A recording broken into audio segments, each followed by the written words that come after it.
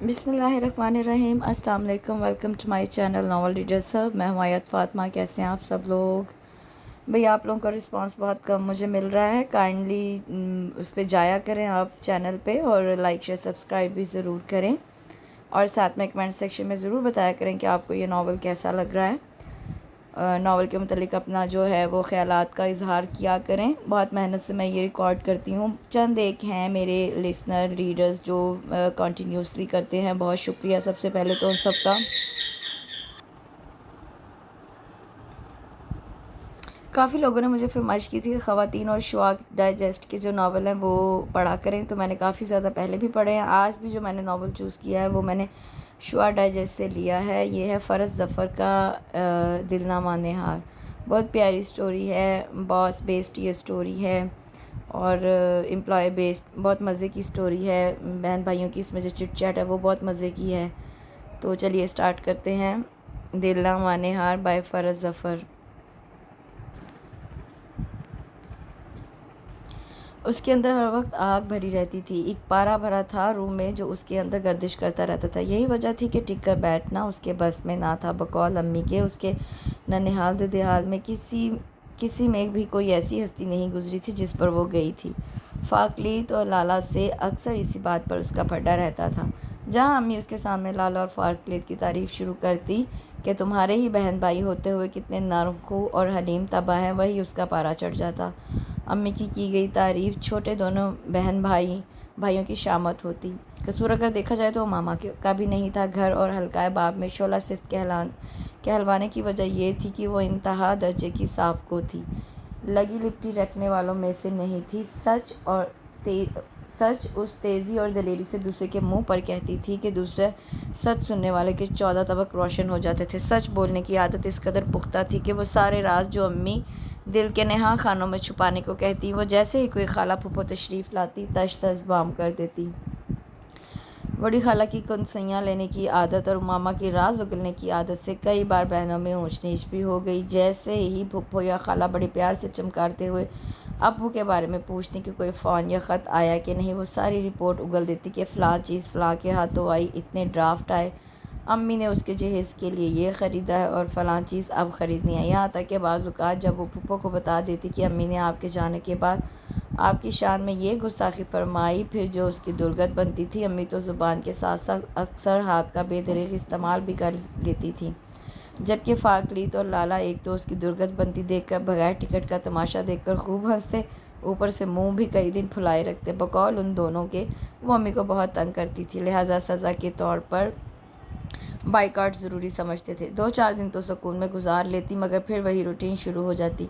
हकीकत पसंदी, साफ गोई, जहर की हद तक सच बोलना और वो भी मुंह पर। उन सब खसूसियात ने उसे दोस्त अजीज़ व कारब में मुंह फटका टाइटल दिलवा दिया था, मगर उस पर रत्ती बराबर असर ना होता। उसी आदत की बदौलत वो अपनी सबसे बड़ी ख्वाहिश वर्किंग लेडी बनने के चक्कर में सिर्फ 1 साल में 8 मुलाजमतें कर चुकी थी। किसी नौकरी पर 2 हर्फ भेज कर खुद मामा ने लात मारी और कोई नौकरी ज़बरदस्ती उसकी हरकतों के सबब उससे छीनी गई। बड़े जोशो खरोश से इंटरव्यू देने जाती थी। बाज़ औक़ात तो इंटरव्यू के बाद वहाँ के लोगों को नापसंदीदा गर्दानते हुए दोबारा कॉल लेटर या अपॉइंटमेंट लेटर आने पर भी ना जाती थी। घर से अलहदा इज़्ज़त अफजाई होती और कज़न्स में लाला लोगों के ज़रिए इत्तला इस तेज़ी से फैलती कि हर नए इंटरव्यू का रिज़ल्ट और हर नई जगह से नौकरी निकालना उससे पहले उन लोगों को पता होता था। मगर क्या किया जाता कि उमामा बीबी की हकीकत पसंदी के सामने ये सब चीज़ें ज़ीरो थी। खैरियत या सुबह सुबह किधर की तैयारी है आप ही? उसे जल्दी जल्दी कपड़े इस्त्री करता देखकर फ़ाकलीत जो अभी जॉगिंग से वापस आया था पूछ बैठा, इंटरव्यू है एक जगह, बल्कि यूँ करो मुझे ठीक आधे घंटे बाद वहाँ ड्रॉप कर देना। इतला देने के साथ साथ उसे हुक्म भी जारी किया तो वो मुंह बसूर कर रह गया। वैसे कि आपकी 10वीं जॉब है या फिर? शरारत से कहते हुए उसने बात नामुकम्मल छोड़ी। अरे कमाल करते हो, आप ही के बारे में ही तो कहा गया है कि आप ही साडा शेर है, बस दुम लगाने की देर है। किताबें कॉलेज बैग में ठूंसती लाला ने भी बोलना ज़रूरी समझा था। उसके तारीफ़ी तौर पर कहे गए शेर के दूसरे मिर्से को फ़ाकलीत ने हड़प कर लिया था। इस वक्त तो मैं जल्दी में हूँ वापसी पर। इंशाल्लाह तुम दोनों को इस शेर पर शुक्रिया के साथ साथ हौसला अफजाई का वो इनाम दूंगी कि याद रखोगे। स्त्री का प्लग निकालते हुए उसने दोनों को घूर कर देखा और कपड़े उठाए गुस्ल खाने में घुस गई। फर्म बहुत बड़ी थी, वसीअ कुशादा रूम्स और 5 फ्लोर्स पर मुश्तमिल दफातर इस फर्म की अहमियत जाहिर कर रहे थे। फार्कले तो इसे बेसमेंट पर ड्रॉप कर गया था। इंटरव्यू के लिए दी गई जगह न्यूज़पेपर में दिए गए इश्तिहार के मुताबिक 3rd फ्लोर पर थी, लिहाजा उसने तेज़ी से 2-2 सीढ़ियाँ फांगनी शुरू की। इस बार उमामा ने पक्का तहैया किया हुआ था कि ये जॉब ज़रूर करनी है। वैसे भी जॉब के लिए दी गई डिमांड्स पर वो 100% पूरा उतरती थी। और फिर सुबह अम्मी ने उसे तवील लेक्चर नाश्ते के साथ ही हज़म करवाया था कि एक जगह टिक कर जॉब कर लो, अब कि अगर तुमने कोई गड़बड़ की तो फिर अब्बू को तुम्हारी कारकर्दगी के बारे में आगाह कर दिया जाएगा। अम्मी ने अच्छी तरह बावर करवा दिया था कि यह आखिरी मौका है, उसके बाद उसे दोबारा मौका नहीं दिया जाएगा। आज तो कोई कैसा ही सवाल क्यों ना करे, मैं टोकूंगी नहीं। दिल ही दिल में मुसम्मम इरादा किए वो वेटिंग रूम में बड़े सोफे पर बैठ गई। कोई भी फ़िलहाल उम्मीदवार आता नहीं लगता था। मुसलसल बैठे बैठे उसकी टांगें शल हो चुकी थी। 11 बज चुके थे और इंटरव्यू का दूर दूर तक पता नहीं था। सारी तैयारी धरी की धरी रह गई। कितनी एमरजेंसी में वो लाला को ज़बरदस्ती ले जाकर बुटीक से पिंक कॉटन का सूट लाई थी। सुबह 2 घंटे लगाकर इस्त्री किया। कल्फ वाला सूट होने की वजह से मुसलसल बैठे बैठे सारी शर्ट का सत्यानाश हो गया। यूँ लग रहा था जैसे किसी घड़े से निकाल कर पहन कर आई हो। दूसरी ख़वातीन का भी यही हाल था जिन्होंने मेकअप किया हुआ था। वो अब आहिस्ता आहिस्ता अपनी असली शक्ल में आ रही थी कि कमरे में लाइट ऑफ होने और एसी बंद होने से जो कोहराम मचा था वो पसीना पसीना कर रहा था। सबको पसीने से मुंह पर शेड्स आ चुके थे। उमामा को कोफ्त होने के साथ साथ उन सब के हुलिये देखकर हंसी भी आ रही थी। अब तक इसे वहाँ मौजूद तमाम लड़कियों के हालात असबर हो चुके थे। सब किसी न किसी मजबूरी के तहत मुलाजमत की ख्वाहिशमंद थी। मिस यास्मीन 6 बहनों में सबसे बड़ी होने के नाते बाप की तवील अदालत के बायस पढ़ाई दरमियान में छोड़े जॉब की तलाश में थी। कोने में बैठी जद सी रंगत वाली अनिका को शादी के 1 हफ्ते बाद ही तलाक हो गई थी। बाप का साया तो पहले ही सर पर ना था, अब तलाक का दाग लगने पर भाई भावजों के लिए उसका वजूद नाकाबिले बर्दाश्त हो गया था। दाएं बैठी रेहाना के बाप ने दूसरी शादी कर ली थी। नई बीवी ने पहली बीवी को एक जवान बेटी समेत घर से खारिज कर दिया था। माँ का सहारा बनने के लिए वो इधर उधर हाथ पाँव मार रही थी। सिर्फ उमामा ही वो वाहिद उम्मीदवार थी जो शौकिया ख़वार हो रही थी। मिस यास्मीन अल्लाह अल्लाह करके अंदर से पुकार हुई। मिस यास्मीन कौन है? होलिये से चपरासी टाइप चीज़ लगती थी। यस, यास्मीन जो मामा के साथ ही बैठी थी, पर्स कंधे पर डाले, फाइल हाथ में पकड़कर खड़ी हो गई। ये अपना हुलिया देखा है आपने मिस साहिबा? इस हुलिये में अंदर जाएंगी? पैनल के सामने इंटरव्यू के लिए आना ही था तो कम से कम ड्रेसअप होकर आती। चपरासी टाइप बंदे ने सर से पाँव तक यास्मीन का बगौर जायज़ा लिया और फिर इस्तेज़ाइया फरमाया तो पीले रंग के सादा सूट में मलबूस यास्मीन नदामत से कट कर रह गई। वो दरअसल सर मेरे पास मारे नदामत के उसके गले से आवाज़ ही ना निकल सकी, जबकि उमामा भड़क उठी। उसका बस ना चल रहा था कि किस तरह उस चपरासी का मुंह तोड़ दे। ए मिस्टर सेक्रेटरी चपरासी, आप होश में तो हैं? ये यहाँ इंटरव्यू देने आई है, किसी फ़ैशन शो में नहीं। वैसे भी आपका इससे क्या ताल्लुक़ है कि कौन कैसा ड्रेस पहनता है? आप होते कौन हैं तनकीद करने वाले? उमामा के यूँ एक ही सांस में खबर लेने पर वो सटपटा उठा। शायद मौसूफ़ के वहमो गुमान में भी न था कि कोई उसको भी आंखें दिखा सकता है। सारी लड़कियों को अपनी दुर्गत बनने पर मुस्कुराता देखकर एक बार फिर उसकी अना और मर्दानगी पर ज़रब लगी। देखिए मिस, आप आराम से बैठी रहें। आप ड्रेसअप हैं अच्छी तरह, आपसे मैंने नहीं कहा। अगर आपकी ख्वाहिश है यहाँ जॉब लेने की तो फिर चुपकी बैठी रहें। अब के सेक्रेटरी साहब ने मारे जोश की अपनी अहमियत ज़ाहिर करने के लिए उमामा को डराकर यह वाज़ेह करना चाहा, गोया कि जॉब देने ना देने में उन्हीं साहब बहादुर का अमल दखल हो। मैं क्यों आराम से बैठूं? अच्छे कपड़े पहनने का मशवरा दिया जा रहा है। क्यों? किस लिए? इसलिए ताकि वो बन ठन कर आएँ और आप अपनी आंखें सेकें, आपके कलेजे में ठंड पड़े। यही बात है ना मिस्टर XYZ? और हाँ, ये तड़ी किसको दे रहे हैं जॉब ना देने की? अपनी जॉब की खैर मनाए मोहतरम, ये ना हो कि आप ही चलते बने। कहाँ हैं आपके डायरेक्टर साहब? मैं उनसे बात करती हूँ। आपको यहाँ ड्रेस चेकर रखा हुआ है ताकि हर आने वाली को जलील करे। एक अदद बुटीक भी फर्म में फ़ी सबिलिल्लाह खोल लें ताकि इंटरव्यू के लिए आने वाले उम्मीदवार को एक अदद जोड़ा मुफ्त फराहम करें। चलो यास्मीन, ये कहकर उसे झटके से यास्मीन का बाजू दबोचा और बाकी लोगों को इशारा करती हुई GM के ऑफिस की तरफ बढ़ी। उन सबको अपने जुलूम में लिए आंधी की तरह ऑफिस की तरफ पेशकदमी करते देखकर सेक्रेटरी साहब तो गोया बेहोश होने वाले थे। Please miss, I am sorry, आप अंदर मत जाएं, पीछे हटो, भी पता चल जाएगा कौन क्या है। उमामा उसे नज़रअंदाज करके तेज़ी से ऑफिस का ब्लैक ग्लास डोर झटके से खोलकर गड़प से अंदर घुस गई। बाकी सारी लड़कियों की फ़ौज भी उसके हमरा अंदर घुस गई। हारून, ये बाहर शोर कैसा है, और फिर अभी तक इंटरव्यू के लिए खातून भी अंदर नहीं आई? इब्राहिम साहब ने, जो कि फ़र्म के एमडी और मालिक भी थे, हारून ख्वाजा से पूछा। कबल इसके कि वो कोई जवाब देते, दरवाज़ा ज़ोर से खुला और इंटरव्यू के लिए आई हुई लड़कियों का ग्रुप अंदर आन खड़ा हुआ। जी बीबी, क्या मसला है? आप बाहर तशरीफ़ रखें और इंटरव्यू के लिए अपनी बारी आने पर तशरीफ़ लाएं। हारून ख्वाजा ने खड़े होकर मतानत से कहा। जी थैंक यू आपकी इस पेशकश का, मगर अब हम बाहर नहीं बैठेंगे। हम लोग वापस जा रही हैं, मगर जाने से पहले एक वजाहत कर दें तो इनायत होगी।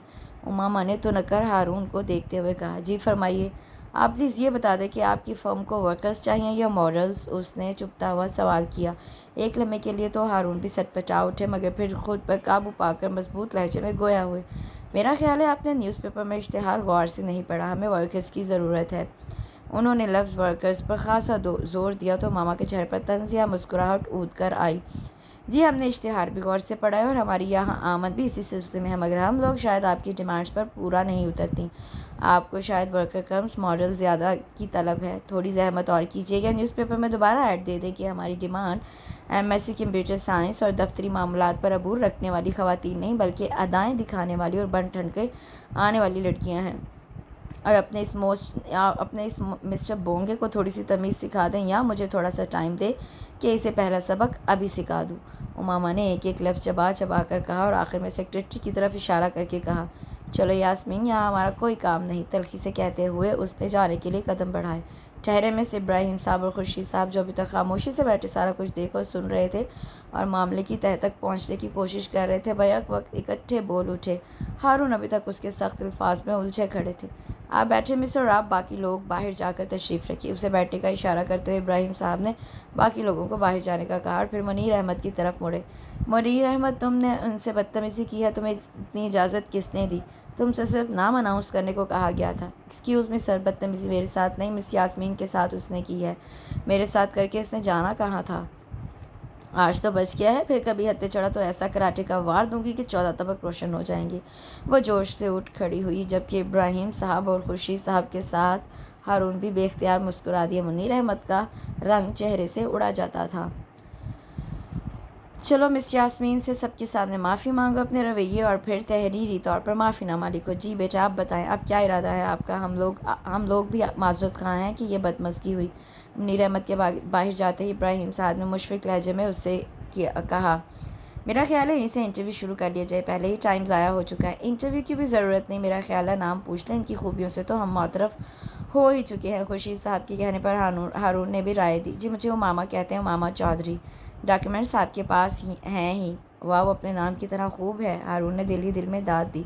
ओके, हम आपको मुतला कर देंगे इसी वीक में। एक रिक्वेस्ट है सर आपसे। पर्स उठाते हुए उसने हारून ख्वाजा को पहली बार गौर से देखा, मगर उसे अपनी तरफ ही बगौर देखते देख कर जल्दी से खुर्शीद साहब की तरफ रुख फेरा। मुझे आप जॉब बेशक न दें, मगर रेहाना, अनीका और यास्मीन को ज़रूर देते हैं। वो लोग सख्त ज़रूरतमंद हैं इस वक्त। और उसकी सिफारिश करने पर उन तीनों ने बड़ी मुश्किल से ख़ुद को संजीदा रखा और फिर वो मामा के बाहर निकलते ही तीनों बेसाख्ता कह के लगा उठे। वंडरफुल लेडी, बच्ची ऐसी ही बोल्ड और बहादुर होनी चाहिए ताकि दुनिया में रहते हुए दुनिया में बसने वाले दरिंदों का मुकाबला कर सके और ख़ुद को दूसरे दर्जे की नहीं बल्कि अव्वल दर्जे की खूब खातून समझ कर इंजॉय करें। अगर मेरी कोई बेटी होती ना तो बिल्कुल ऐसी ही तरबियत करता मैं उसकी।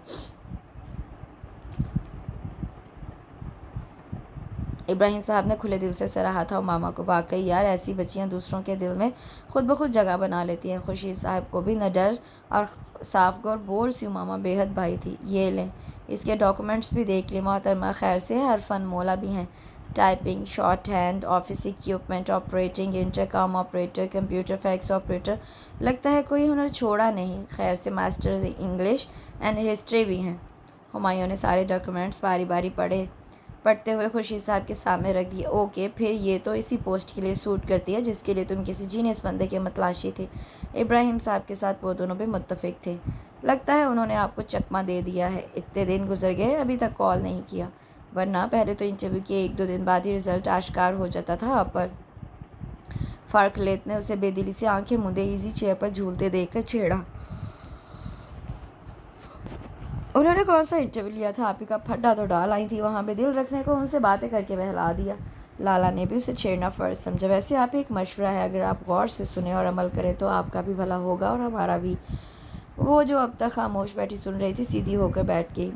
क्या मशवरा है, आप ये जॉब का चक्कर छोड़ें, चंद माह बाद अब्बू आने वाले हैं, आप ऐसा करें पी के घर की तैयारी करें। आपको ये जो लड़ने लड़ाने का शौक़ है ये इंशाल्लाह ज़रूर पूरा होगा। आपकी शादी ऐसे घर में करेंगे जहाँ 5-6 नंदे हों, वो भी लड़ाका बम्बार तैयारों की तरह, और उसी तरह की तोपनुमा सास भी हों। आप सारा वक्त उनके साथ शर्ट के कफ टांग के नी तू करती रहिएगा। फारकलीत ने मशवरा देते हुए बाकायदा बाएं हाथ पर दाएं हाथ से ताली बजाते हुए फिर बाजू को बाहर निकाल कर लाला की तरफ इशारा किया, गोया उसे प्रैक्टिकल करवा रहा हो। अपनी खैर मनाओ, ऐसी बीवी ढूंढ कर लाऊंगी तुम्हारे लिए कि ये बोलती बंद हो जाएगी। आजकल मैं ज़रूरत रिश्ता में इश्तेहार देने वाली हूँ कि हमें इकलौते भाई के लिए मुँह फट हाथ छोट नक चढ़ी फुलझड़ी बदतमीज़ गुस्ताख और बात बात पर शौहर को फेंटी लगाने वाली लड़की की ज़रूरत है। लड़की का हाथ उसके वज़न से ज़्यादा भारी हो ताकि जब शौहर के मारे तो 4 दिन निशान ना जाए। मामा ने अच्छी तरह दिल की भड़ास निकाल ली थी। कोई ऐसी माई की लाल हो कि जो मुझे कुछ कह सके। फारकलीत ने ख्याली कॉलर झाड़े। आप अपनी फ़िक्र करें, जिसके हाथों रोज़ पिट कर भैं भैं करती यहाँ मेरे पास आया करेंगी।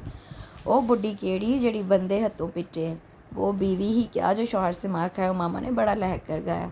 ओ बंदा ही केड़ा जड़ा बुढ़ी नू ना कुटे, वो शौहर ही नहीं जो बीवी को ना मारे। जवाबन फारकलीत ने भी बुलंद आवाज़ से गाया तो वो चिढ़कर उठ खड़ी हुई। मैदान छोड़कर भागा जा रहा है, लाला ने पीछे से नारा बुलंद किया तो वो उसे घूरते हुए बाहर चली गई।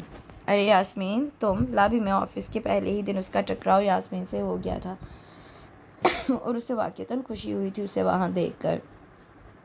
शुक्र है आप आई। मैं और अनीका रोज़ाना आपको याद करती थी। हम दोनों भी हैरान थी कि आपको उन्होंने क्यों नहीं अपॉइंट किया, जबकि आपको तो सबसे पहले यहाँ होना चाहिए था। वो तो कल हमें जीएम साहब ने बताया कि आपको जिस सीट के लिए सिलेक्ट किया गया है वो 1-2 दिन में अज़ीज़ साहब के जाने के बाद खाली हो जाएगी, फिर आप आ जाएंगी। बात उन्हीं सी यास्मीन ने उसे तफसीलन आगाह किया। ओ देर से अपॉइंटमेंट लेटर भेजने की वजह ये है। और मामा ने दिल में सोचा, अनीका किस सीट के लिए सिलेक्ट हुई है और तुम? वो एग्जीक्यूटिव सेक्रेटरी है और मैं इंटरकॉम ऑपरेटर के तौर पर। अगर आप उस दिन मेरी साइड ना लेती तो मैं कभी भी जॉब हासिल ना कर सकती।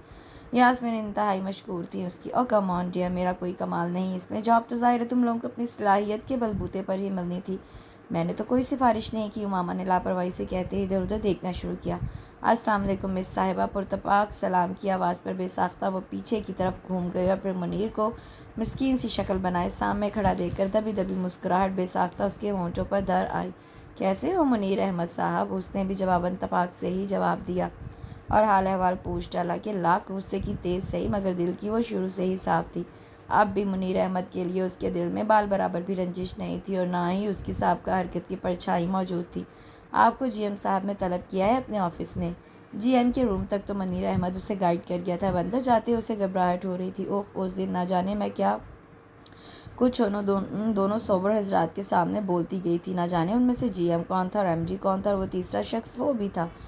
किसी अच्छी पोस्ट पर ही होगा। जब ही इंटरव्यू के लिए बैठा था, इंटरव्यू कम और जायज़ा ज़्यादा ले रहा था। मामा को उसकी अपनी तरफ उठी निगाहें याद आ गई। अरे आप अभी तक यहीं खड़ी हैं? मुनीर अहमद जो कंप्यूटर सेक्शन की तरफ जा रहा था उसे हनूज दरवाजे से बाहर खड़ा देखकर मुअत्तजब रह गया। वो दरअसल मुझे एक जानने वाली मिल गई थी कॉरिडोर में, इसलिए अंदर ना जा सकी। उससे बात बनाई और जल्दी से हैंडल घुमाकर दरवाज़ा धकेलती अंदर दाखिल हुई। ना जाने उसके हाथों का कसूर था या फिर वो दरवाज़ा ही गुस्ताख था जो इतने ज़ोर से चिड़चिड़ाया और फिर धड़ से बंद हुआ कि खुद मामा ने अपने दोनों हाथ कानों पर रख दिए। हाथ कानों की तरफ ले जाते ही हाथ में पकड़ी डायरी भी छम से फर्श बोस हुई और डायरी उठाने के लिए थोड़ा झुककर दायां बाजू पकड़ने के लिए बढ़ाया तो कंधे पर डाला बैग भी एहतजाजन ज़मीन बोस हो गया। बैग की जिप भी एंड टाइम पर दगा देगी और फिर कारपेट पर हेयर ब्रश, मिरर, मस्कारा, फारकलीत के रैक से चुराई हुई शीलो मसूद की कसर्ट्स, अम्मी का ज़बरदस्ती हत्याया हुआ जैस्मीन, लाला की चॉकलेट का पैकेट जो वो सुबह सुबह उसके कॉलेज बैग से निकाल लाई थी, सब के सब उसकी बदहवासी का कर्बनाक मंजर शो कर रहे थे। सॉरी सर, बगैर किसी की तरफ देखे उसने जल्दी से चीज़ें बैग में ठूंसनी शुरू की।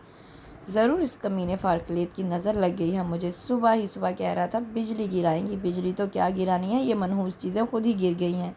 धीरे से बड़बड़ाते हुए उसने सारी चीज़ें समेटी। Oh no! खड़े होते ही उसे हैरतनाक झटका लगा था। सामने ही तो वो थर्ड पर्सन खश्मगीन निगाहों से खड़ा उसे घूर रहा था। ये मौसूफ यहाँ जीएम के कमरे में फिर मौजूद है। खैर मुझे उनसे क्या लेना देना। दिल में उठते सवाल को ज़बरदस्ती होंठों में दबाते उसने कंधों को झटका। तशरीफ़ रखे मिस उमामा चौधरी। उसके चेहरे पर छाई संजीदगी देखकर वो भी संभल गई। वैसे हैं ज़बरदस्त पर्सनालिटी के मालिक ये साहिब। दिल ही दिल में उसने उसकी खूबसूरती को सराहा। आज के दिन आपसे विज़िट करेंगी, घूम फिर कर देखें, कल से अलबत्ता आपका काम शुरू हो जाएगा। आप असिस्टेंट मैनेजर होंगी, उसके अलावा कंप्यूटर सेक्शन की इंचार्ज भी आप ही होंगी। बाकी सारी रूटीन आप धीरे धीरे समझ जाएंगी। कोई प्रॉब्लम हो, कुछ समझ में ना आए तो आप डायरेक्ट एडमिन से रुजू कर सकती हैं। बारो मगर मतानत से भरपूर लहजा वो खुद ब खुद तवज्जो से सुनती गई। जैसे ही उसने बात मुकम्मल की, उमामा ने दिल में मचलते सवाल को लबों पर आने की इजाज़त दे दी। वो आपके जीएम साहब कहाँ हैं? उसके सवाल पर उसने बगौर उसका चेहरा देखा और फिर इंटरकॉम पर किसी को अंदर ना आने का ऑर्डर दिया। सिर्फ चंद लम्हों बाद ही यास्मीन उसके सामने थी। Yes sir. यास्मीन को इतने मुअद्दब होकर खड़े देखकर उमामा हैरान रह गई। मिस यास्मीन, अब तो आप अच्छी तरह पूरे स्टाफ से वाकिफ़ हो चुकी हैं। आज के दिन मिस उमामा को गाइड करें, स्टाफ से मिलवाएं, इन्हें इनका रूम भी दिखाएं, स्पेशली कंप्यूटर सेक्शन ज़रूर ले जाएं। Okay sir. आए मिस उमामा। यास्मीन ने उसके साथ चलने की दावत दी तो वो उठ खड़ी हुई। और हाँ मिस यास्मीन, इनको ये ज़रूर बताइएगा कि जीएम कौन है। उनकी इस बात पर बल्कि हुक्म पर यास्मीन हैरानी से उन्हें देखती रहेगी। ओके जाएं, उनके कहते ही वो तेज़ी से दरवाजे की तरफ बढ़ी। उमामा कज़न यास्मीन के पीछे रही, मुबादा कि वो दरवाज़ा फिर उसकी शान में गुस्ताखी न कर जाए। ये जीएम साहब कौन है? मुझे बुलाया तो उन्होंने था, मगर हिदायत ये थर्ड पर्सन ने दी है। दरवाजे से निकलते ही सबसे पहला सवाल उसने यही उठाया। क्या मतलब? ये हारून ख्वाजा जो अंदर कमरे में थे यही हैं जीएम? यास्मीन के इस इंकशाफ पर वो चलती चलती एकदम रुक गई। ये थर्ड पर्सन ही? ओ, तो मैं क्या ओल फोल बकती रही हूँ, उन्हीं के बारे में दरियाफ्त करती रही हूँ। अपनी इस लाइल्मी और बेवकूफ़ी को वो कट कर रह गई यास्मीन के सामने। अरे छोड़े, कभी कभी ऐसा हो जाता है, लाइल्मी में हुआ है ये सब। और फिर सर ने भी तो आपको कुछ नहीं बताया। यास्मीन ने उसे खपत से निकालना चाहा। आए मार्केट सेक्शन से शुरू करते हैं तारुफ। ये रहा आपका ऑफिस। यहाँ बैठे बैठे आप फर्स्ट फ्लोर पर कंप्यूटर सेक्शन से भी रब्ता कर सकती हैं और सेकंड फ्लोर पर सेल्स डिपार्टमेंट से कांटेक्ट कर सकती हैं। बाकी सब तो हैं इसी फ्लोर पर। आप थोड़ी देर यहाँ तशरीफ़ रखिए, मैं ज़रा एक नज़र अपना काम देखाऊँ। आप तब तक एक दो फाइल पर नज़र डाल लें, कल से यही कुछ करेंगी। यास्मीन के जाते ही मामा ने अपना सर पकड़ लिया कि सुबह से बोंगियों पर बोंगियाँ मार रही थी। ना जाने कितनी देर वो यूं ही सर पकड़े बैठी रहती कि यास्मीन चाय लिए वापस आ गई। चाय देकर मामा को थोड़ा हौसला हुआ कि सर दर्द बर्दाश्त से बाहर होता जा रहा था। ऑफिस की तरफ से पिक एंड ड्रॉप की सहूलत की वजह से वो फारक्लेट की मिन्नतों वाली झंझट से भी बच गई थी। सबसे ज़्यादा फ़ायदा ये हुआ था कि यास्मीन के ज़रिए उसे सारी मालूमात मिल जाती थी। सुबह के वक्त दोनों पहले चक्कर में जाती थीं, लिहाजा ऑफिस पहुंचने तक यास्मीन दोस्तों की तरह होती थी। मगर ऑफिस में पहुंचते ही उसका लहजा बदल जाता और मामा उसके लिए बॉस की हैसियत इख्तियार कर लेती थी। यास्मीन की ज़ुबानी से आगाही हो चुकी थी कि फ़र्म के असल मालिक इब्राहिम साहब हैं। खुर्शीद साहब एमडी हैं। हारून ख्वाजा इब्राहिम साहब के इकलौते बेटे होने के साथ साथ फ़र्म के जनरल मैनेजर भी थे। हाल ही में एमबीए करके लौटे थे और अब फ़र्म के ज़्यादा करता धरता वही थे, क्योंकि इब्राहिम साहब और खुर्शीद साहब एक नई मिल लगा रहे थे और ज़्यादा वक्त वहीं गुजारते थे। आज तो पापा कमाल हो गया है, आपकी चहीती मिस उमामा ने स्टाफ के बहुत से बंदों को लाइन हाजिर किया है। लेट आने पर खाना खाते हारून ने इब्राहिम साहब को बताया। रियली? इब्राहिम साहब ने खुशदिली से कहते हुए बेटे के चेहरे की तरफ देखा कि एक अरसे बाद वो आजकल अपने बेटे के चेहरे पर वो रंग देख रहे थे जो इस उम्र में हर लड़के के चेहरे का हिस्सा होते हैं, वरना माँ की वफ़ात के बाद बिल्कुल दुनिया से कट कर रह गया था। पढ़ाई और फिर ऑफिस, यही दो काम थे ज़िंदगी का मकसद बनाए हुए थे। मगर अब वो नोट कर रहे थे कि जब से उमामा चौधरी ने ऑफिस में कदम रखा था, हारून भी ज़िंदगी की रानाइयों की तरफ लौट रहे थे। माई सन, वो सिर्फ मेरी ही चहेती है या फिर? शरारत से कहते हुए उन्होंने उसे देखा। दोनों बाप बेटे में दोस्ती भी बहुत थी। नहीं, वो अंकल खुर्शीद की भी लाडली है। फ़ोन पर मुझे हिदायत करते हैं, देखो उसे कभी डांटना मत, वो बड़ी मेहनती और ज़हीन बच्ची है। फ़र्म के लिए समझो एक बाजू मिल गया है। हाँ, ज़िद्दी और दलेर ज़रूर है, अगर किसी बात पर उलझे भी तो तुम नज़रअंदाज कर देना। वाह, इसे आए अभी जुमा 8 दिन हुए हैं, इतनी अहमियत मिल गई। एक हम है, साल से दिमाग खपा रहे हैं, कोई शामिल नेकी नहीं, कोई हरफ शाबाश नहीं। हारून ने मसनूई गुस्से से कहते हुए इब्राहिम साहब के कंधे से प्यार के साथ सर टिकाया तो वो मुस्कुरा उठे उनकी इस हरकत और बात पर कि वो असल बात टाल गए थे। कोई बात नहीं बच्चू, बाप तो तुम्हारा हूँ, उगलवा कर ही रहूँगा कि वो तुम्हारे लिए क्या है। इब्राहिम साहब ने शरारत से कहते हुए हारून के बाल बिखेर दिए। आप ही आपको ज़्यादा अरसा नहीं हो गया इस फॉर्म में जॉब करते? कहाँ तो 2-3 माह से ज़्यादा कभी आप टिकती नहीं थी और कहाँ इतना लंबा क़याम। लाला ने नाखून फाइल करती हुई मामा को छेड़ा। तुम्हें क्या, मैं जितना चाहे मर्जी यहाँ पे काम करूँ, अपने काम से काम रखा करो। उसकी डांट पर वो मुंह पसूर के रह गई। यहाँ लाला कौन है जी? फारकलेत ने धम से बेड पर बैठते हुए लाला का कंधा हिलाकर लाला ही से पूछा। वो चुप रही। मैं अख्या लाला कौन है जी? अब के फारकलेत ने फिर से लाला से यही सवाल पूछा तो नेल फाइल करती उमामा उनकी तरफ मतवज्जा हुए बगैर ना रह सकी। मिस उमामा प्लीज़ इनको मिस लाला के बारे में बता दें। ये ज़रूर बताएं कि मिस लाला कौन है। लाला ने संजीदगी से उमामा को मुखातिब किया तो वो एक पल में उनकी शरारत समझ गई। वो उसी की नकल कर रहे थे। गलती उसकी अपनी थी कि वो ऑफिस में पहले दिन का हारून साहब को ना पहचाने वाला किस्सा उनको मनोअन सुना चुकी थी। तुम दोनों ठहरो ज़रा, मैं अभी अम्मी को बताती हूँ। हम तो अभी ठहरेंगे, आप अपनी खैर मनाएं। आप अब यहाँ नहीं ठहरेंगी। फारकलेत की इस बात पर वो चौंक उठी। क्या मतलब है तुम्हारा? मतलब ये कि 6 नंदे, एक टैंक नुमा सास और फिर तू मैं। अब के लाला ने जवाब दिया तो उसकी छठी हिस्स जाग उठी कि ज़रूर कोई गड़बड़ है। उन दोनों से पूछना आबैल मुझे मार के मतरादिफ था, मगर वैसे पता कैसे चलता कि बात क्या है।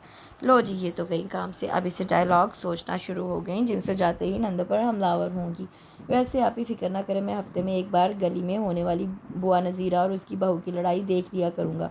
उनके मुकाबले में आपको लफ्ज़ बलफ्ज़ लिख कर अरसाल कर दिया करूँगा। बस एक रट्टा लगाने की देर होगी, फिर आप बनेगी बाबरा की पड़ोसन। फारकलेत ने उसे चुप बैठे देखकर छेड़ा और साथ ही मुफ्त मदद करने की पेशकश भी की।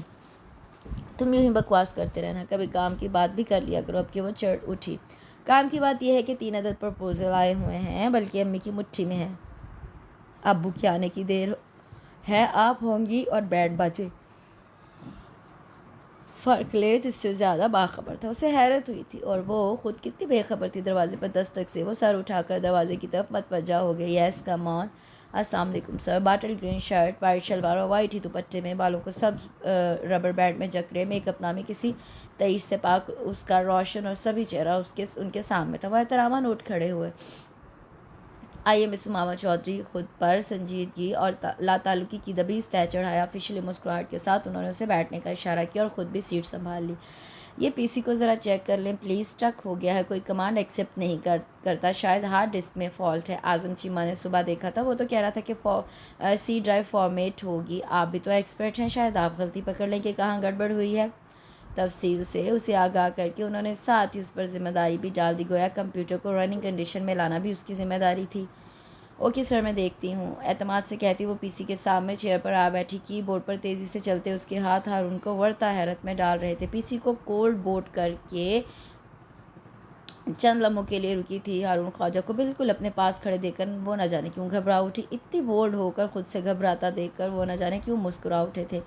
हमें भी कुछ बताती जाएं, हम भी मुस्तफ़ीज़ हो जाएं। आपकी आमद से ये फ़ायदा तो हुआ कि कंप्यूटर सेक्शन के आए दिन के प्रॉब्लम्स बिल्कुल ख़त्म हो चुके हैं। न जाने तंज था या सताइश, वो उनके लहजे से कुछ भी ना समझ सकी थी। उनके वजूद से उठती वन मैन शो की मसूर कुन खुशबू मामा के काम में रुकावट बन रही थी। तौबा, क्या हो रहा है? इतनी कमज़ोर तो नहीं हूँ मैं, खुद को सरजंश करते हुए उसने दोबारा नज़रें स्क्रीन पर जमा दी। इनफैक्ट हार्ड डिस्क में प्रॉब्लम है। इससे पहले आप अगर ब्लैंक फॉर्मेटेड फ्लॉपी ड्राइव ए में इंसर्ट करके सिस्टम फाइल्स कॉपी कर लें तो बेहतर है। फ़िलहाल तो कमांड गलत दी गई है जो ये एक्सेप्ट नहीं कर रहा, इसलिए स्टक हो रहा था। ये लें, आप काम कर सकते हैं। उनको धीरे धीरे बताते हुए वो पीसी को दोबारा रन करने में कामयाब हो गई थी। हार्ड डिस्क को फॉर्मेट करवाने का मतलब बिल्कुल ऐसा होता है जैसे आप एक बिल्कुल नए कपड़े के टुकड़े कर दें या धज्जियाँ उड़ा दें। फॉर्मेट के बाद हार्ड डिस्क की कैपेसिटी 1/4 रह जाती है। इंतहाई मुशाकी से फाइल्स डायरेक्टर्स चेक करते हुए उसने मज़ीद बताया। बहुत अच्छे मिस उमामा चौधरी, आप तो हमारी भी उस्ताद निकली। उनके मुंह से निकलने वाले ये तारीफ़ी कलमात ना जाने कि उसे सरतापा खुशी दे गए। वो निहाल हो गई थी। Okay sir. उनका एक हाथ उसकी कुर्सी की बैग पर था, दूसरा टेबल पर जमा और उन्हें बिल्कुल करीब पीसी की स्क्रीन के सामने झुके देखकर वो जल्दी से उठ खड़ी हुई। बैठें प्लीज़। उसे जाने के लिए पर तोलते देखकर उन्होंने जानबूझकर उसे ऑफ़र की। जी शुक्रिया, मैं चलती हूँ, अभी बहुत काम पड़ा है। न जाने क्यों उनकी गहरी बोलती आंखों के सामने वो रुक नहीं सकती थी। ठीक है जाए, आखिर उन्हें उस पर रहम आ ही गया। हालांकि वो काबिल रहम थी नहीं, वो तो दूसरों को नाको चने चबवा देती थी, उनसे न जाने क्यों घबराती थी। मेरा ख्याल है अब हमें तीसरा फ़र्द घर ले आना चाहिए ताकि कुछ रौनक हो जाए और हम भी घर को घर समझें। नहीं बेदिली से हारून को बेदिली से बार बार डिश के चैनल बदलते देखकर इब्राहिम साहब ने अपने ख्वाहिश का इजहार कर दिया। तीसरा फ़र्द कौन? स्क्रीन पर नज़र जमाए उन्होंने लापरवाही से पूछा। मेरी बहू और तुम्हारी दुल्हन। इब्राहिम साहब के इतने इत्मीनान से कहने पर वो हैरान ही तो रह गए।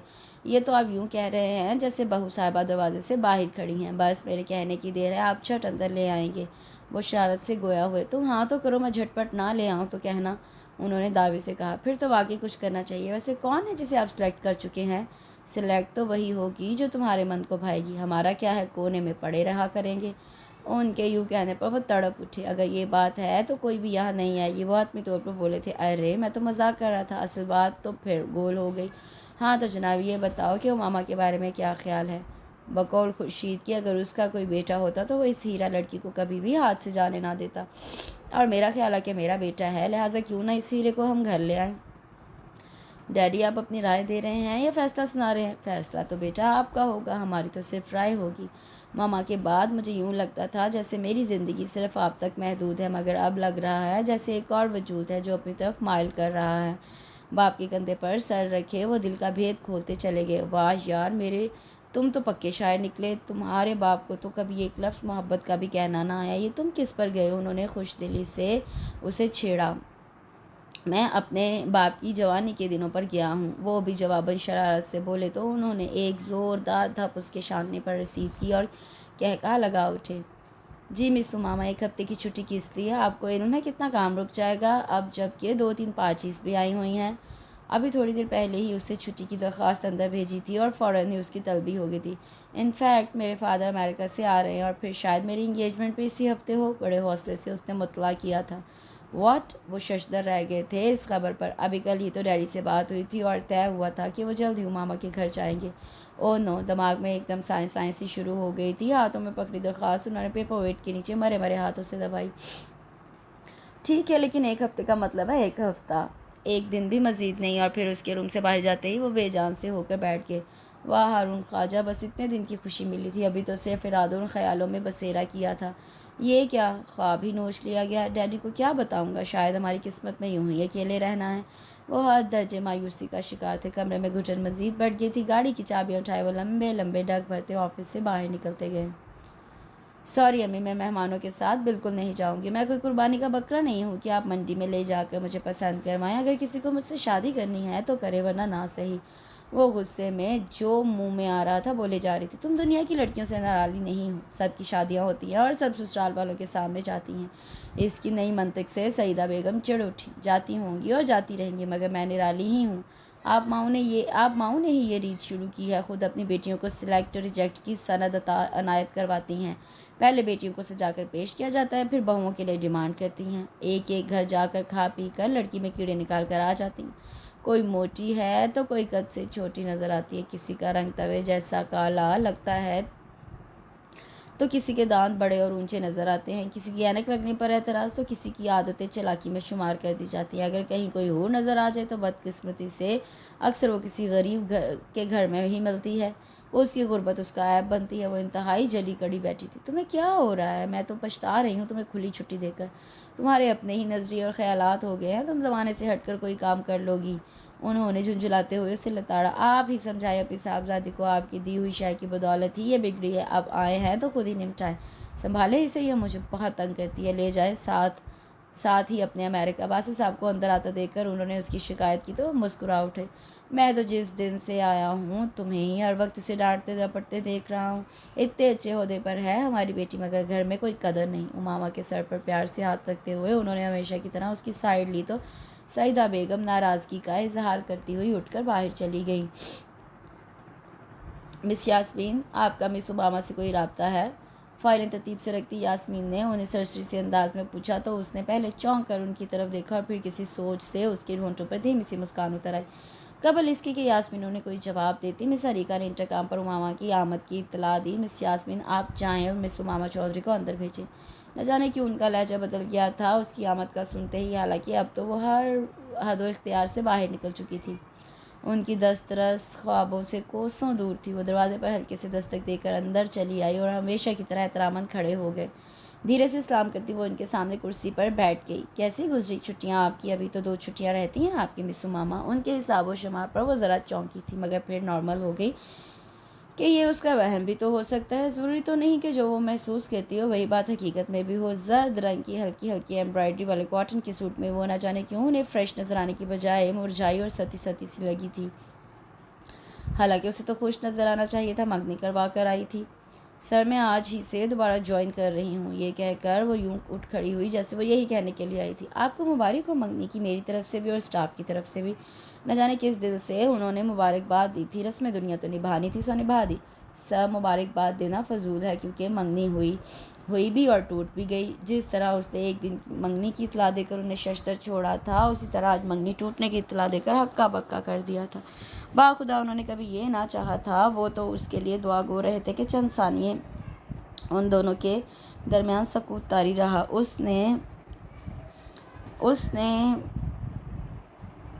उसने बेमकसद 2-3 बार फाइल को मेज से इधर उधर किया। बिलाखिर खामोशी को हारून ने तोड़ा। मिस मामा, अगर चाहिए ज़ाती सा सवाल है, अगर आप पसंद करें तो जवाब दे दें, वरना मत दें। जी आप पूछे। उनकी तवक्को के खिलाफ वो इतनी नरमी से बोली थी, वरना वो तो समझ रहे थे कि वो भड़क उठेगी ज़ाती सवाल कहने पर। इतनी कम मुद्दत में बात तय होना और फिर ख़त्म होना, उनका सवाल वो समझ गई थी, इसलिए उसके चेहरे पर एक तंज़िया मुस्कुराहट थी। लड़के वालों को मेरी एक शर्त नागवार गुजरी थी, इसलिए ये सिलसिला ख़त्म हो गया। और वैसे भी अगर लड़की वाले भी वैसी ही सोच के मालिक हो तो फिर मेरी तरह की लड़कियाँ इसी तरह बकौल मेरी वालदा के ना इधर की रहती हैं और ना उधर की। ऐसी कौन सी शर्त थी? उन्होंने मज़ीद हिम्मत की। सॉरी, ये मैं नहीं बता सकती, कौरेपन से जवाब देती वो। फिर उनको सदियों के फासले पर खड़ी दिखाई दी, लिहाजा बेहतर यही था कि वो मज़ीद कुछ ना पूछते। उमामा इधर आओ। अम्मी की पुकार पर वो किचन में ही उनके पास चली आई। बैठो। सब्ज़ी बनाते बनाते उन्होंने ज़रा की ज़रा अपना हाथ रोका और मुड़ा खाली करके उसे बैठने की जगह दी। उसकी तलबी पर वो भी किचन में। वो समझ गई थी कि ज़रूर कोई ऐसी बात है जिसे वो सिर्फ उससे करना चाह रही हैं। तुम्हारी कोई पसंद है? इतना ज़बरदस्त हमला उस पर कि एक लम्हे के लिए वो साकत रह गई थी। अम्मी से दोस्ती ज़रूर थी, मगर इतनी भी नहीं थी कि यूँ डायरेक्ट ये सवाल। मैंने कुछ पूछा है? अब कि उसे उनका लहजा न जाने क्यों इंतहाई सख्त लगा था। आप ये क्यों पूछ रही हैं? उसने भी हिम्मत कर डाली थी। इसलिए कि सिर्फ तुम्हारी फजूल हरकतों और बेजा ज़िद की वजह से इतना अच्छा रिश्ता हाथों से गया। बाप तुम्हारा साल बाद चंद दिनों के लिए आता है और चला जाता है। सारी जिम्मेदारी मेरे सर पर है। तुम्हें इतना पढ़ाने लिखाने का ये मकसद हरगिज़ नहीं था कि अब तुम हर काम में नई मंतक निकालो। अगर अपने हक के लिए स्टैंड लेना कोई मंतक या कोई फजूल हरकत है तो फिर सॉरी, मैं ये फजूल हरकत बार बार दोहराऊंगी और ये मंतक भी पेश करूंगी। अम्मी की सख्त बातों पर वो जवाबन वो भी सुलग उठी थी। रह गई बात पसंद नापसंद की, तो मेरे नज़दीक ये सब बकवास चीज़ें हैं। आप पर अगर मैं कुछ ज़्यादा ही बोझ बन गई हूँ और आपको जल्दी है ये बोझ उतार कर फेंकने की, तो फिर तो भी मेरी शर्त बदस्तूर कायम है।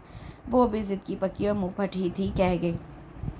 अपने अब्बू के सामने अपनी शर्त बयान करती तो उनको भी पता चलता इतनी ढील देने का। वो तो खुद फ़ोन पर कल हैरान परेशान थे कि अच्छी खासी बात तय होती छोड़ कर गए हैं। लोग भी बहुत अच्छे थे। ये सिर्फ 2 दिनों में ऐसी क्या बात हो गई कि सारा मामला ही चौपट हो गया? सिर्फ तुम्हारी खातिर। ओ मामा, मुझे ज़िंदगी में इतना बड़ा झूठ बोलना पड़ा उनसे कि लड़के ने इनकार किया है मंगनी से।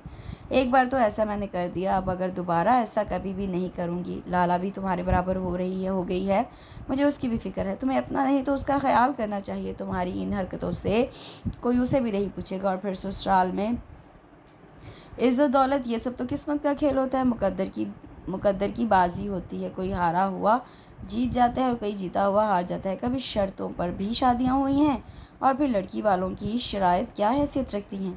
उस ऐसे बोलते बोलते उन्होंने एकदम अपना लहजा नम कर लिया था कि थी तो उनकी भी वो लाडली होनहार बेटी जिसने हमेशा हर मैदान में उनका सर फ़ख्र से बुलंद किया था। अब न जाने क्यों इतने अहम मामले में वो उनके सामने आ खड़ी हुई थी।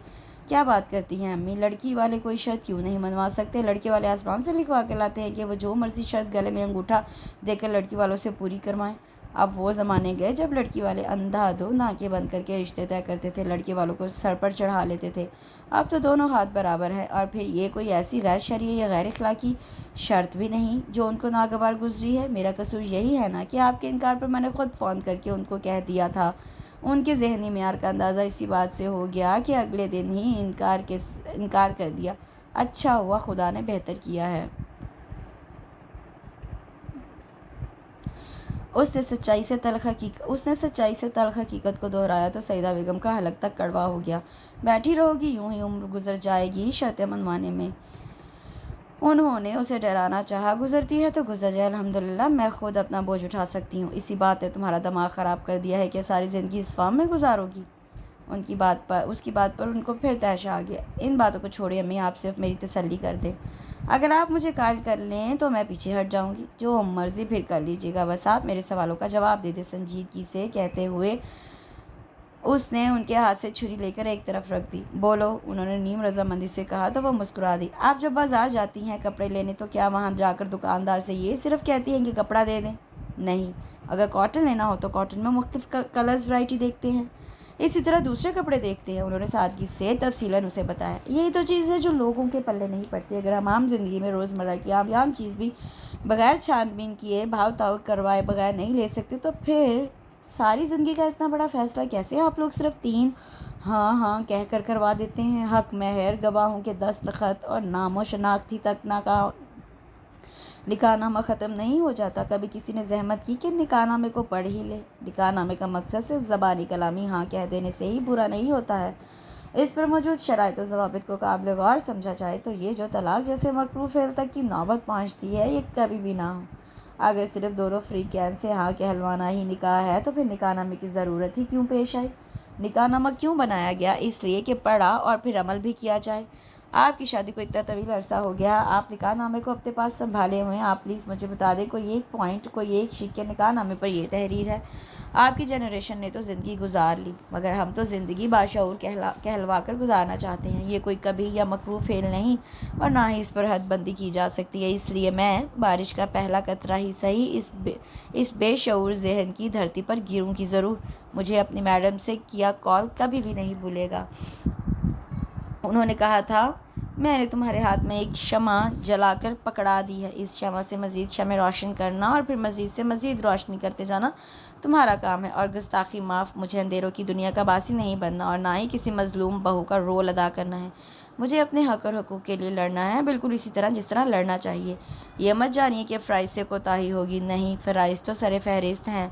हाँ, हकूक़ की जंग जारी है। सईदा बेगम हैरानी से चुप साधे उसकी बातें सुन रही थी।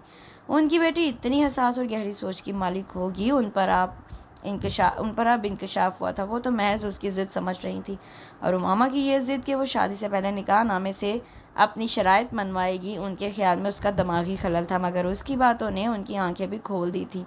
बेटा, तुम अपनी जगह सही हो, सच्ची हो, मैंने माना, मगर ये ज़माना कभी भी ये बात तस्लीम नहीं करेगा और ना ही इतना हक लड़कियों को दिया जाता है कि वो अपने बेहतर और कामयाब मुस्तकबिल के लिए ख़ुद कोई कदम उठाएं। इसलिए अब अगर किसी प्रपोज़ल पर हम मुतमिन हुए तो तुम प्लीज़ बेटा को इज़्ज़त मत करना।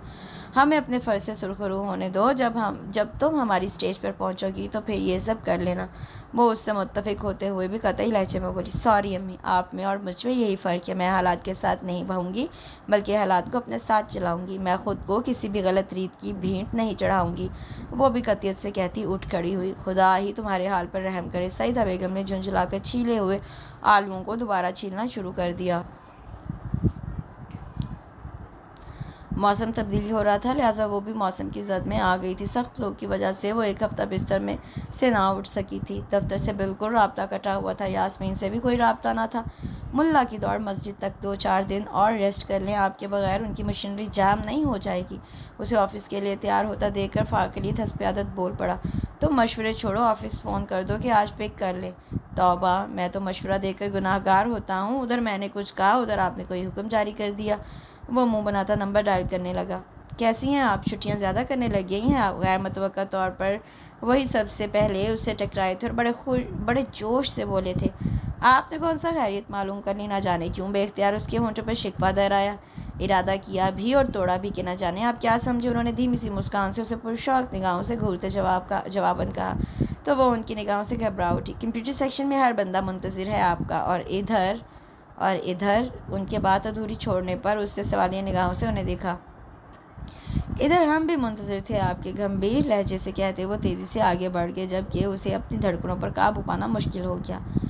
यह अनीका नज़र नहीं आ रही? पहले तो एक आध चक्कर लगा लेती थी। लंच टाइम में वो अनीका की गैर हाजिरी का पूछे बिना न रह सकी, क्योंकि अनीका को कई बार वार्निंग मिल चुकी थी लेट आने पर।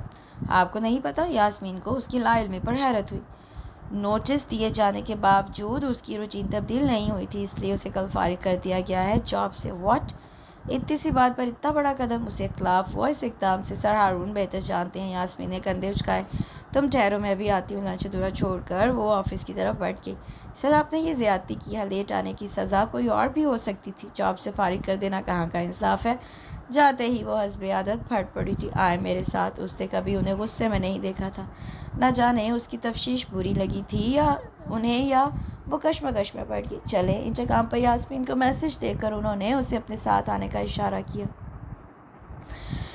और फिर मजबूरन वो चुपचाप उनके पीछे चलती गई। चौंकी तो उस वक्त जब पार्किंग से गाड़ी निकाली। I am please. Front door खोलकर उन्होंने उसे बैठने को कहा, मगर कहाँ? बैठते हुए उसने फिर पूछना चाहा। आप चलेंगी तो पता चल जाएगा। सख्ती से जवाब देकर उन्होंने तेज़ी से गियर लगाया और जन से गाड़ी आगे बढ़ा दी। जाए मिस उमामा, अंदर जाकर सिर्फ एक नज़र गौर से देखा है। गाड़ी काफ़ी शॉप के सामने रोकते हुए उन्होंने उसे अंदर जाने को कहा तो वो मज़ीद उलझ गई और फिर उस उलझन का सिरा निका को वहाँ मौजूद देखकर उसके हाथ आता गया। हारून की हिदायत के मुताबिक सिर्फ एक सरसरी सी नज़र उसने देखा था उसे और जल्दी से गाड़ी की तरफ पलट आई थी। मुझे ये दिखाने का क्या मकसद है? हारून ख्वाजा को खामोशी से लब भींचे गाड़ी ड्राइव करते देखकर वो तनक कर बोली। आपको एतराज़ था कि मिस अनीका को जॉब से क्यों फारिग किया गया? इस एतराज़ का जवाब तो ऑलरेडी आप जानती हैं कि वो पंक्चुअल नहीं थी, और दूसरी बड़ी वजह ये थी कि जो अभी आपको दिखाई है। मिस अनीका की डेली रूटीन यहाँ आना है, या शायद ये राज ही रहता अगर एक दिन उनके घर से इमरजेंसी कॉल ना आती। मौसूफ़ा ने ऑफिस से छुट्टी ली हुई थी और घर से ऑफिस आई हुई थी। ऊपर से किस्मत की सितम ज़रीफ़ी ये उनकी कि मैंने यहाँ ट्रेस कर लिया। अगरचे ये ज़ाती मामला है उनका, मगर मैं नहीं चाहता कि मेरे इदारे से मुंसलिक कोई भी शख्स दूसरों के लिए कोफ्त या शर्मिंदगी का बाइस बने। और फिर ऑफिस के वर्कर से अनजान होते हुए भी मैं सबको ज़ाती तौर पर जानता हूँ। उसे कोफ्त में मुब्तला देखकर उन्होंने सारी वजह बता दी तो एक बार फिर वो शर्मिंदा हो गई अपनी सोच और गलत रवैये पर। Sorry sir. छोड़ें मिस उमामा, कैसी बातें करती हैं आप? वो धीरे से कहते उसे बहुत बुलंदी पर नज़र आए। उमामा बेटे, कल कुछ लोग आ रहे हैं, तुम ऑफिस से छुट्टी कर लो। अम्मी ने इतला देने के साथ साथ छुट्टी करने का भी हुक्म जारी किया था। कल तो अम्मी मैं किसी सूरत भी छुट्टी नहीं कर सकती। नई फ्लॉपीज़ पर डाटा फीड करवाना है। वैसे भी रोज़ रोज़ इसकी नुमाइश से मैं तंग आ चुकी हूँ। देखो मामा, अपनी ज़िद छोड़ दो। बहुत अच्छे लोग हैं। अब तो मैं किसी सूरत भी ये रिश्ता हाथ से नहीं जाने दूंगी। ना सास नंदों का झंझट है, ना देवर जेठ का। मैं तुम्हारी कोई बकवास नहीं सुनूंगी। ऑफिस चली जाना, मगर लंच पर घर पहुंचना है। हर सूरत देखूंगी। उनको डटे देखकर उसने बेदिली से कहते हुए दोबारा तकिया उठाकर मुंह पर रख लिया। ना जाने क्यों आंखों के सामने तो गहरी गहरी आंखें बार बार आ रही थीं। सुनो यास्मीन, एक छोटा सा काम कर देना। मेरा इंटरेस्ट पर बैठी यास्मीन को उसने कुछ सोच कर मुखातिब किया। जी ज़रूर। अगर मेरे लिए घर से कॉल हो तो मत बुलाना, कहना मीटिंग है और मैं बिज़ी हूँ। यास्मीन से कहकर जूँ ही पलटी, सामने खड़े हारून को देखकर हैरान और शर्मिंदा हो गई। बुरी बात झूठ नहीं बोलते, वो तो खुद उसे ऑफिस में मौजूद देखकर हैरान थे। उनके ख्याल में उसे लाजमन घर पर होना चाहिए था। कहीं ये जानबूझकर तो ऐसा नहीं कर रही। न जाने क्यों एक टीस सी उठी थी। वो आगे बढ़ चुकी थी। सर आप ठीक तो हैं? उनकी पेशानी पर जमा कतरों और चेहरे के बदलते रंग देखकर वो घबरा उठी। मैं ठीक हूँ, शुक्रिया। आप अपना काम करें। और फिर वो ऑफिस में काफ़ी देर रहे। जानबूझकर घर नहीं गए। मुबादा के डैडी उसे कोई बुरी खबर ना सुना दे। उमामा की देर तक ऑफिस में मौजूदगी उनके ख्याल को तकवीत बख्श रही थी कि उसने उन्हें रिजेक्ट कर दिया था। ये ख्याल, ये सोच ही उन्हें मारे डाल रही थी। बड़ी मुश्किल से खुद पर जब्त का पहरा लगाए वो ऑफिस से निकले और घर को चल दिए। उसके घर पहुंचते ही भौचाल आ गया। अम्मी उसे देखते ही शुरू हो गई थी। ऐसी कौन सी मीटिंग थी जो शाम तक जारी रही? मैं सब समझती हूँ, ये सिर्फ तुमने मुझे तंग करने के लिए किया है। क्या था? अगर चंद लम्हों के लिए आ जाती। वो तो वो लोग ही बहुत शरीफ हैं जिन्होंने तुम्हारे ना आने पर एतराज़ नहीं किया। इतने पैसे वाले होकर कितने सादा और शरीफ नफ्स हैं। मैंने तुम्हारे बाप को फ़ोन कर दिया है, लड़के का फ़ोन नंबर दे दिया है। अब वो जाने और उनका काम। सईदा बेगम ने दिल का गुबार निकाला। अम्मी, जब मैंने आपको मुकम्मल इख्तियार दिया हुआ है, फिर आप क्यों ऐसा समझती हैं? फ़कत मेरी एक छोटी सी ख्वाहिश है जिसे आप पूरा नहीं करती।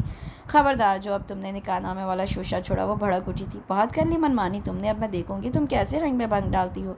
ठीक है, आप अपनी करें, मैं अपनी करूंगी। उसे भी चिढ़ हो गई थी इस टॉपिक से। हारून, तुमने पूछा नहीं कि क्या जवाब दिया उन्होंने? मेरे ख्याल में तो तुम्हें हंगामा हल्ला गुल्ला करना चाहिए कि आज तुम्हारी ख्वाहिश पर उनके घर हम लोग गए हुए थे। इब्राहिम साहब ने उसे चुप देखकर छेड़ा। वैसे आज ऑफिस में ऐसी कौन सी मीटिंग थी जो तुमने 6 बजे तक उसे बिठाए रखा? कहीं फ्यूचर प्लान्स तो नहीं बना रहे थे?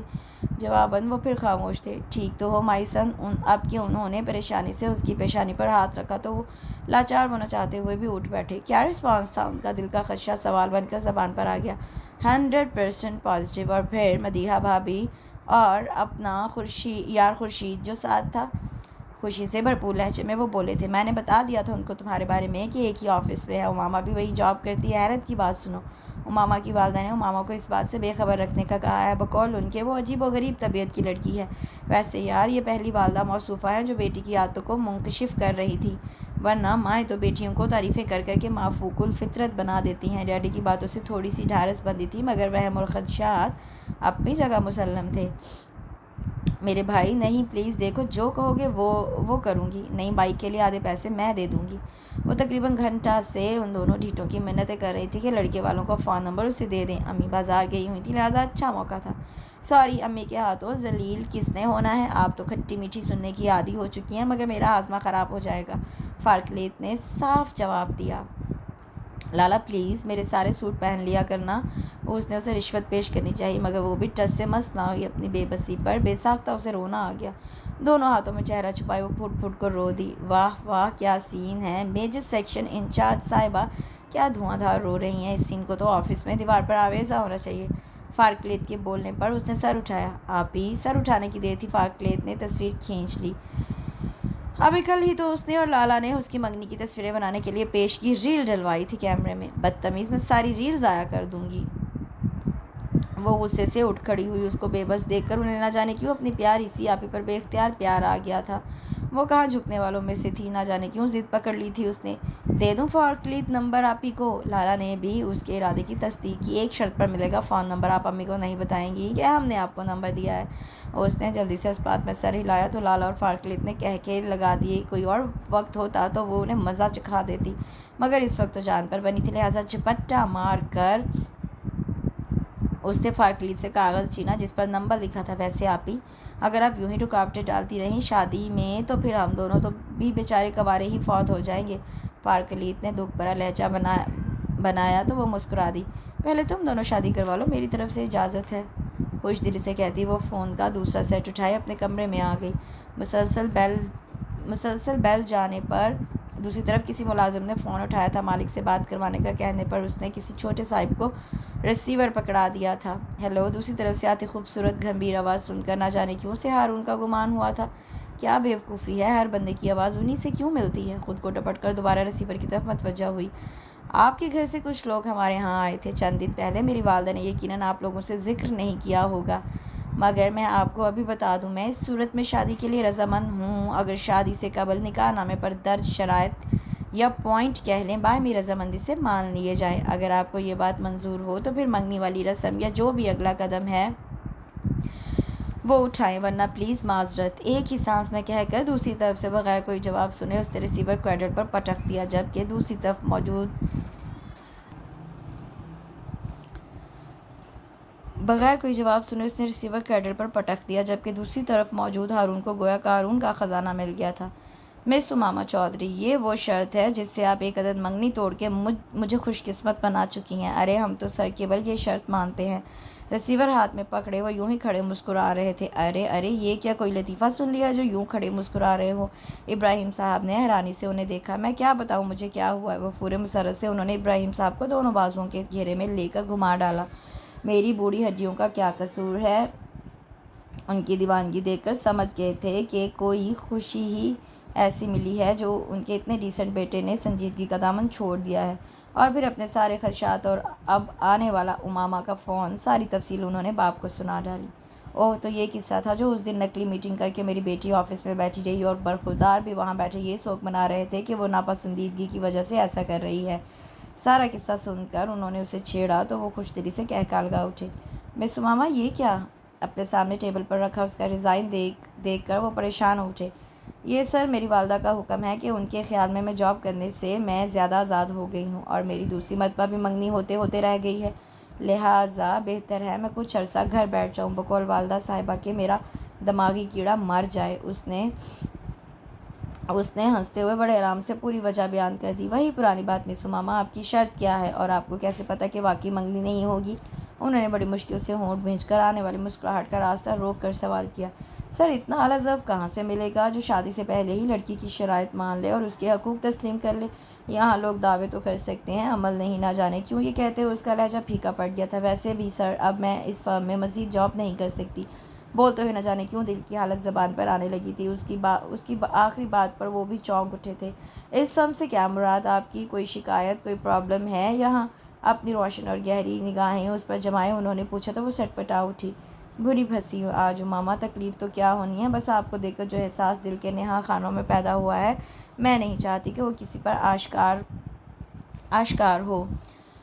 दिल ही दिल में खुद से मुखातिब उलझती हुई वो बेहद दिलकश लग रही थी। इख्तज़ार भरपूर उसे देखकर उन्होंने थोड़ा सा रुख फेरा। आपने जवाब नहीं दिया, इस फर्म को क्यों छोड़ना है? उसे चुप गुमगू की कैफियत में देखकर उन्होंने सवाल दोहराया। सॉरी सर, मैं ये नहीं बता सकती। फिर वही सपाट लहजे वाली लापरवाही उमामा बन गई थी। वो ठीक है बच्चू, कर लो मनमानियाँ, हम छीन लेंगे तुमसे ये शान बेनियाजी। वो दिल में हंसे।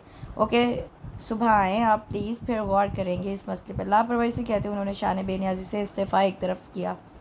जैसे ही हैंडबैग शोल्डर पर डालती वो ऑफिस की गाड़ी से उतरकर ऑफिस की तरफ बढ़ी।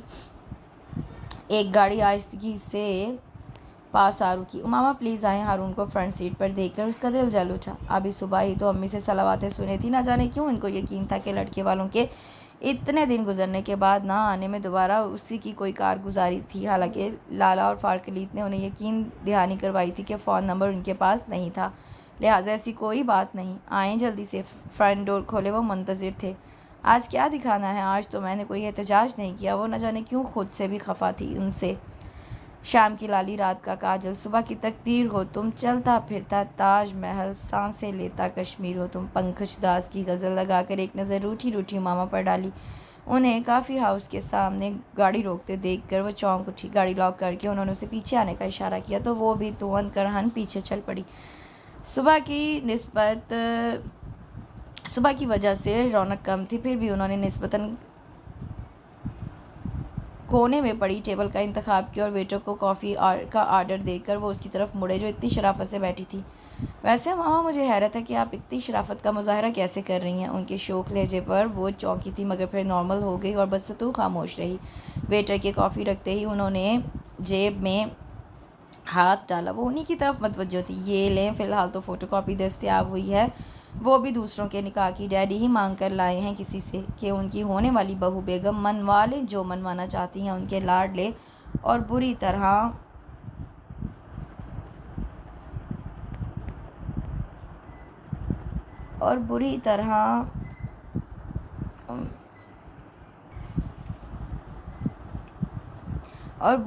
फ़रेफ्ता हुए बेटे से।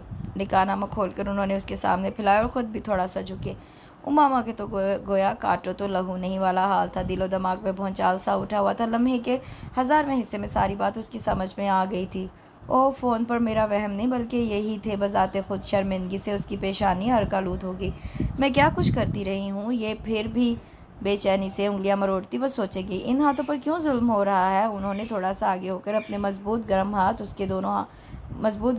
से उसके दोनों हाथों को खोला। ये गुआहान, हक महर, तारुफ वगैरह तो सभी करते हैं। असल बात और असल काम तो नीचे के पॉइंट का है। वैसे मुझे मालूम है आपकी शराइत क्या होंगी। वो स्टार्ट हो चुके थे और निकाहनामे पर नज़रें जमाए उसे तंग करने के दर पे थे। आपको कैसे इल्म है? आपके पास अलादीन का चिराग है जो मेरी शराइत का पता है? वो उनकी बात पर चिढ़ उठी। ये हुई ना बात, क्या मुंह बनाकर बैठी हुई हो जैसे खुदा न खास्ता कोई गुनाह कबीरा कर रही हो? अपना हक मांगने वाले लोग, ख़ुसूसन लड़कियां, और स्पेशली एक लड़की तो मेरी जान है और मेरे डैडी की तो वो वैसे ही पहली मुलाकात से चहीती है। वो शोखी से गोया हुए वो यकदम आपसे तुम पर आ गए थे और इंकशाफ भी कर रहे थे। जी तो क्या शराइत हैं डियर उमामा साहिबा? मेरी कोई शर्त नहीं, वो संजीदगी से बोली तो वो मुस्कुरा उठे। मैं ना तो कम ज़र्फ़ हूँ ना ही तंग नज़र, लिहाजा तुम जो कहोगी वो मंजूर होगा। अलबत्ता जवाबन मेरी भी 2 शराइत हैं। वो शोखी से गोया हुए। उनकी शराइत का सुनकर वो चौंक गई। निकले ना मर्द। तंजिया मुस्कुराहट उसके होंठों पर आ गई। अभी अभी मिलने वाली खुशी काफूर हो गई थी। पूछोगी नहीं क्या शराइत हैं? उन्होंने उसे जिच करना चाहा। आप बता दें, वो सपाट लहजे में बोली तो वो बड़े मुतमईन होकर हंसे थे। मेरी शर्त नंबर 1 ये है। वो जानबूझकर रुके।